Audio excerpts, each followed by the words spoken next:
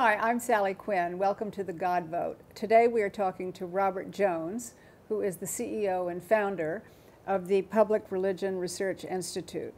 Robert, you've got to explain to me the makeup of the Tea Party. Well, there's been a lot of ink spilled about this, obviously, in the election cycle, and a lot of claims made by a lot of the elite members of the Tea Party movement and by some rank and file. And so what we did at Public Religion Research was set out to figure out what was true among some of the things that we've been written, had anecdotal evidence for.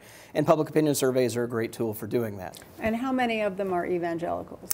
Right. So we found out that, in general, 1 in 10 Americans, so a sizable group, said they identify as part of the Tea Party movement. And when we looked a little further, we discovered that 36% are made of white evangelical Christians. And when we asked how many members of the Tea Party movement also consider themselves part of the Christian conservative movement, we found that half of the Tea Party movement said they were also members of the conservative Christian movement. And that was a surprise to us. Do you think that they have a specific theology or creed? We were looking for what there was to say about some of the conventional wisdom about the Tea Party movement. They're for small government.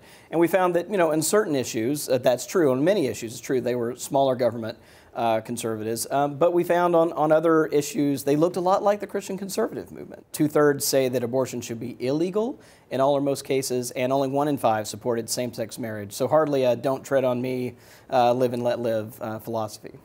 And yet there are so many of them who will say that social issues like abortion and gay marriage are not their main issue. Right. That's true for most of the country, right? I mean, right now, the economy is what's driving this election. So when we look in polls, that's absolutely true. Those social issues are ranking down at the bottom of the list, but they're also ranking at the bottom of the list even for members of the Christian conservative movement this year. They rank a little bit higher than the general public, but the economy and economic issues are absolutely dominating the agenda pretty much across the spectrum.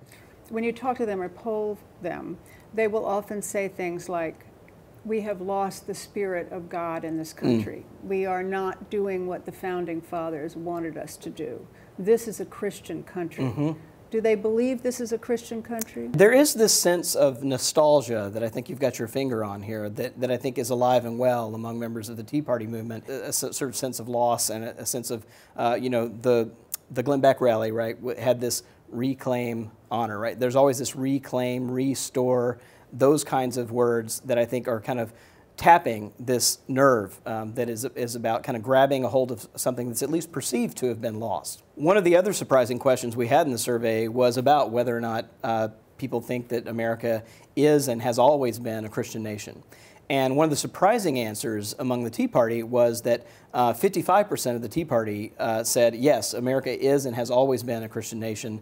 Only 4 in 10 Americans believe that. And they were even higher than rank-and-file Republicans and even higher than members of the Christian conservative movement on that question. So if you had to sum up the Tea Party group, how do they define themselves? When we talk to rank-and-file Tea Party members, and these aren't the people who always get the megaphone at these big rallies, what we find is they look a lot like Republicans in terms of religious identity. They're more religious than the general population, and they look a lot like the Christian right on social issues. Thank you. Thank you.